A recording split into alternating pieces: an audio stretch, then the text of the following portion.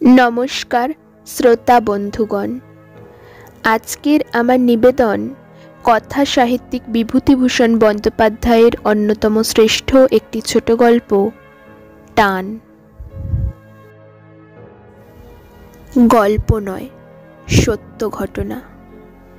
Jar मुखे आमार ए गल्प शोना तादेर परिवारबर्ग कर्म उपलक्षे पूर्व आफ्रिकार नाइरोबी शहरे अनेक दिन थेकेई बास करछिलेन। ओ देशेर नाना गल्प आमी बंधुटिर मुखे सेदिन बसे बसे शुनेछिलाम। सकालबेला पाहाड़ी पथे एका बेड़ाते बार हयेछि। एकखाना जिप गाड़ी देखि स्टेशन थेके बेरिये आसछे। आमार बंधु प्रणब बाबू गाड़ीटी चालाच्छेन। अनेक दिन देखिनी प्रणब बाबूके। तिनी कबे एखाने एसेछेन ताओ जानी ना। आमादेर एदिकेर बाजारे मालिया मोहान्तिर बड़ो गोलदारी दोकान। तार काछे जिज्ञेस करे जानलुम प्रणब बाबू आज 2 मास धरे होम्सडेल कुठीते बास करछेन। प्राय 35 मिनिट परे प्रणब बाबू ओ आमी दुजने बसे गल्प करछिलाम ओ चा पान करछिलाम। अनेक दिन परे आमादेर देखा साक्षात एबं दुजनेई खूब खुशी हयेछिलाम एई रकम हठात् देखा हওয়াতে। प्रणब बाबू बोललेन एखाने खेये जाबेन। आमी बोललाम बाड़ीते बोले आसिनी, स्नानও হয়নি। प्रणब बाबू बोललेन सब व्यवस्था হয়ে যাচ্ছে, তাহলে থাকবেন তো? একটা খুব ভালো গল্প বলবো খেয়ে দে, ওই বুড়ো হর্তুকি তলার ছায়ায় বসে, কেমন? ও লাখপতিয়া, এখানে এসো, এই বাবুর বাড়ি গিয়ে খবর দিয়ে আসতে হবে। আমি বললাম এখানে কতদিন আর থাকবেন? প্রণব বাবু বললেন বুধবার চলে যাব। आज देखा हওয়াতে बड़ो भालो हलो, कतदिन देखा होबे ना आर के जाने। आमी बोललाम अथच आमरा कलकातातेई थाकी, ठिकाना ना जानातेई। प्रणब बाबू जिज्ञासा करलेन मांस खान तो? आमी बोललाम खूब। प्रणब बाबू बोललेन निषिद्ध पक्षीर? आमी बोललाम खूब। मध्याह्न भोजन खूब भालोई हलो। एरपर आमरा सेई हर्तुकी तलाय गिये बसि। सामने पश्चिम दिके नदीर ओपारे शैलश्रेणी। झिरझिर बातास बइछे नदीर दिक थेके। एकदल सादा बक पाहाड़ श्रेणीके पेछने फेले मेघेर तला दिये उड़े आसछे एदिके। प्रणब बाबू बोललेन आपनी आमार जीवनेर कथा किछु किछु सकालबेला शुनेछेन, आज एकटी असाधारण घटनार कथा बोलबो। ए आमार निजेर चोखे देखा बोलेई आपनार काछे बोलबार इच्छेटा बड़ो प्रबल हयेछे। आपनी जानेन आमार बाबा ओ काका उगांडा रेलपथ तैरिर समय थेके ओ देशेई छिलेन। आमार एक काका बेलजियान कंगोते कमला लेबुर आबाद करेन। आमार बाबार अनेक आगे थेके तिनी आछेन से देशे।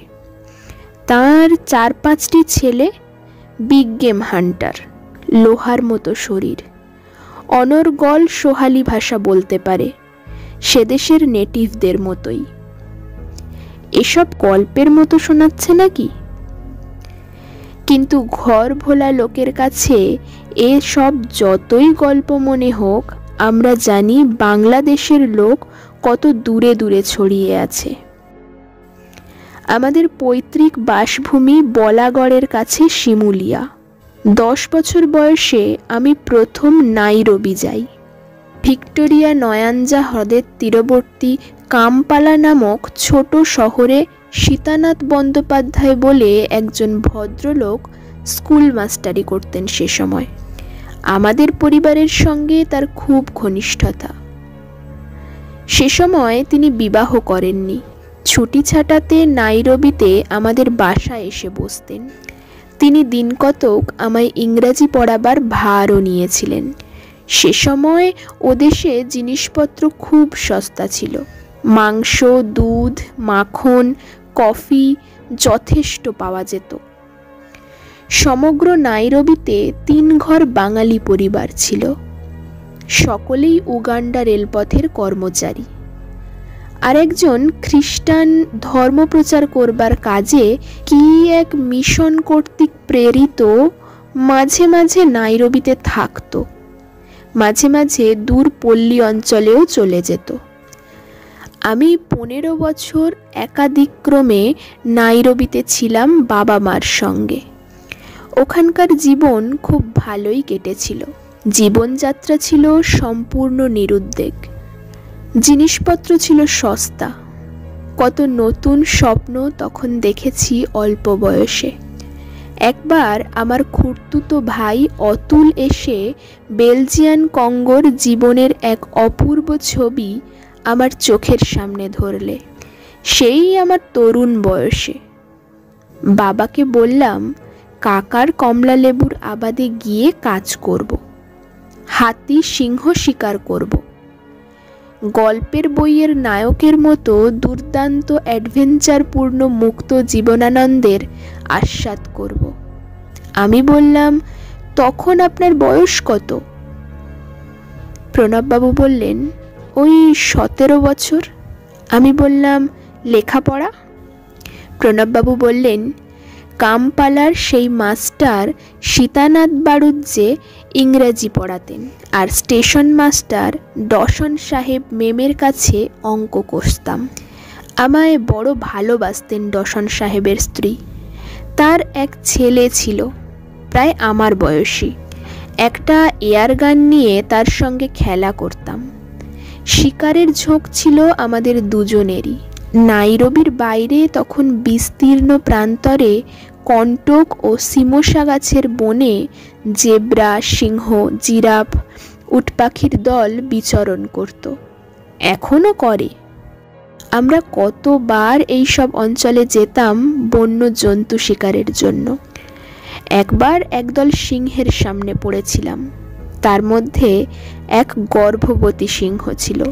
সে আমাদের প্রায় চোখের সামনে একটা ঝোপের আড়ালে 3-4টে শাবক প্রসব করেছিল।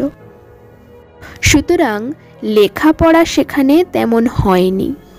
আমি বললাম, আপনি ডাক্তার হয়েছিলেন? প্রণববাবু বললেন, সে অনেক পরে, কলকাতায় ডাক্তারি পড়ি। আমি বললাম, কত বছর বয়সে কলকাতায় আসেন? তিনি বললেন, 25 বছর বয়সে। আমি বললাম, অত বছর বয়সে ডাক্তারি পড়লেন? পাশ করেছিলেন? তিনি বললেন, হোমিওপ্যাথিক কলেজে পড়ি, মাত্র 3 বছরের কোর্স ছিল তখন, তাতেই যথেষ্ট রোজগার করেছি, বা এখনও করছি।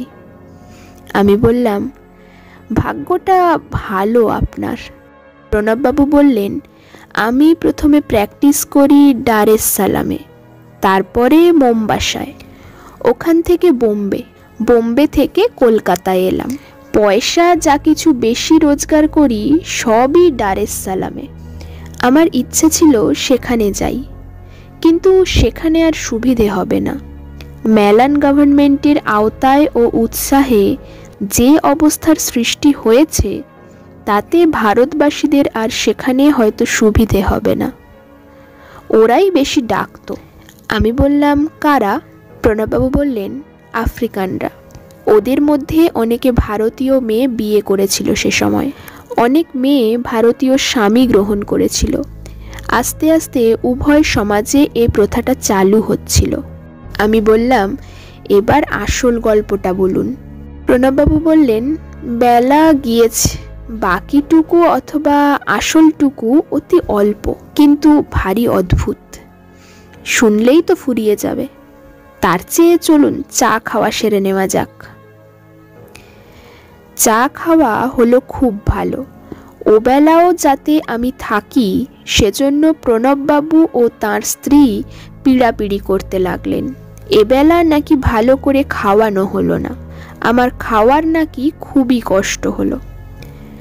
সন্ধ্যার পর আধো জ্যোৎস্না আধো অন্ধকারের মধ্যে প্রণববাবু আবার গল্প শুরু করলেন, সেই হর্তুকি তলায় বসে। এইবার যে কথাটা বলবো সেটা ভালো করে বুঝতে হলে আমার মামার বাড়ির ইতিহাস আপনার কিছু জানা দরকার। আমার দাদামশাই গোবিন্দ ঘোষাল সিপাহী বিদ্রোহের সময় ফয়জাবাদ মিলিটারি অ্যাকাউন্টে কাজ করতেন। তার 2 বিবাহ। আমার দিদিমাকে তিনি বিবাহ করেন তখন তার বড় ছেলের বয়স 30 বছর। আমার মা তার শেষ বয়সের সন্তান। কিন্তু আশ্চর্যের বিষয় এই যে আমার সে দিদিমা সধবা অবস্থায় দেহত্যাগ করেন। আমার মাকে মানুষ করে বামা বলে এক পুরনো ঝি, আমার মামার বাড়ির। আমার দাদামশাই তখন চাকরি থেকে অবসর নিয়ে হুগলি জেলায় নিজের গ্রামে এসে বসেছেন। বামা মাকে ঠিক নিজের সন্তানের মতোই মানুষ করেছিল। বাইরে কোথাও গেলে সন্ধ্যার পর পিছু পিছু যেত মার বড় বয়সেও। বামা কোথাও যেত না। নিজের দেশ বর্ধমান জেলার যে ক্ষুদ্র গ্রামটিতে তার পৈতৃক ভিটে, মার ভার নেওয়ার পর থেকে সে কখনো আর সে গ্রামেও পদার্পণ করেনি। আমার মা যখন বিয়ের কোণে সেজে আমাদের বাড়িতে এসেছিলেন, বামা তখন মার সঙ্গে এ বাড়ি চলে আসে এবং মাঝে মাঝে দেশে চলে গেলেও প্রায়ই তার এই জামাই বাড়ি এসেই থাকত। মা বলতেন, এখানেই থাকো না কেন বামা? সে বলতো, না খেদি, জামাই বাড়ি কি থাকতে আছে? লজ্জার কথা। খেদি মায়ের ডাক নাম। সে কিন্তু মাকে ছেড়ে বেশি দিন থাকতে পারত না। কিছুদিন পর পর প্রায়ই আসতো। আসবার সময় মা যা খেতে ভালোবাসতেন ছেলেবেলায়, নারকোল নাড়ু, চিড়ে, কলা, এই সব জোগাড় করে নিয়ে আসতো। শুধু হাতে কখনো আসেনি। বামা কিন্তু মারা যায় আমার মামার বাড়িতেই, হঠাৎ কি একটা অসুখ হয়ে। মার সঙ্গে দেখা হয়নি। মার সেজন্য খুব দুঃখ হয়েছিল। আমাদের কাছে পর্যন্ত বামার নাম করতেন আর চোখের জল ফেলতেন। আমি বললাম, আপনি বামাকে দেখেছিলেন? প্রণববাবু বললেন, না, আমার দাদা দেখেছিলেন। তখন দাদার 6-7 বছর বয়স। আমি বললাম, তারপর? প্রণববাবু বললেন, তারপর কর্ম উপলক্ষে বাবা মা উগান্ডা চলে গেলেন এবং সে দেশেই বাস করতে লাগলেন। আমরাও গেলাম। ক্রমে বড় হলাম সে দেশে। বাবার চাকরির উন্নতি হলো। আমার এক বোনের বিয়ে হলো মোমবাসায়। সেখানে হুগলি জেলার বন্দিপুরের রামতারণ চক্রবর্তী শিপিং কোম্পানির অফিসে চাকরি করতেন। তার বড় ছেলে শিবনাথ আমার ভগ্নিপতি। পরের বৎসর আমার মা মারা গেলেন। আমার বোনের বিয়ের আগে থেকেই তিনি হৃদরোগে কষ্ট পাচ্ছিলেন। একদিন সন্ধ্যার পর আমাদের সঙ্গে গল্প করতে করতে বললেন শরীরটা কেমন করছে। তারপর ঘরের মধ্যে গিয়ে বিছানায় শুয়ে পড়লেন। ডাক্তার আসবার আগেই মারা গেলেন। এইবার আসল কথাটা এসে গিয়েছে। মা তো মারা গেলেন সন্ধ্যার সময়। অনেক রাতে লোকজন জোগাড় হলো। যে কটি বাঙালি পরিবার নাইরোবিতে সে সময় থাকত, তাদের সকলের বাড়ি থেকেই মেয়েরা ও পুরুষেরা এলেন সে রাত্রে আমাদের বাড়ির খবর পেয়ে। রাত 11টার পর আমরা শ্মশানে মৃতদেহ নিয়ে গেলাম। নাইরোবির বাইরে শহর থেকে প্রায় 1 ক্রোশ দূরে অপেক্ষাকৃত নিচু জায়গায় নদীর ধারে শ্মশান। স্থানটা বড় নির্জন ও ঘাসের জঙ্গলে ভরা। রাত্রে এসব স্থানে সিংহের ভয় ছিল খুব বেশি।